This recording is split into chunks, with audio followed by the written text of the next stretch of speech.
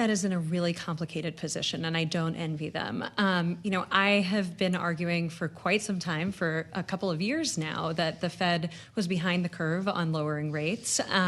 But the uncertainty created by the tariffs, I think we're not really seeing tariff effects showing up in prices yet.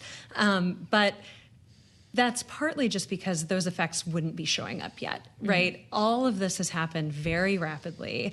And if you think about imported goods, I think sometimes we forget, we're just starting to feel the warmth of summer here.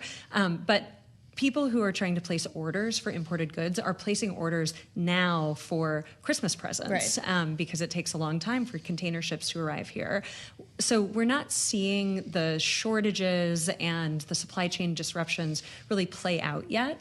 I think that puts the Fed in a difficult position. And we've got Fed governors talking about stagflation, mm-hmm. right? The worry that we've already seen consumer confidence just fall through the floor.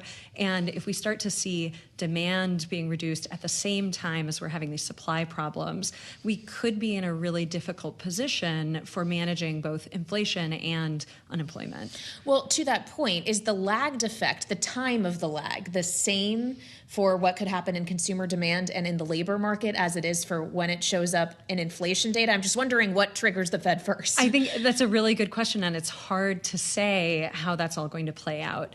I do think it, as has happened every month for a couple of years now, one of the big standouts in the inflation report was high shelter inflation. Mm-hmm. Housing costs are continuing to go up and up. And that's where I'd like to see policymakers really focus. Those are the prices that are really locking Americans out of the middle class.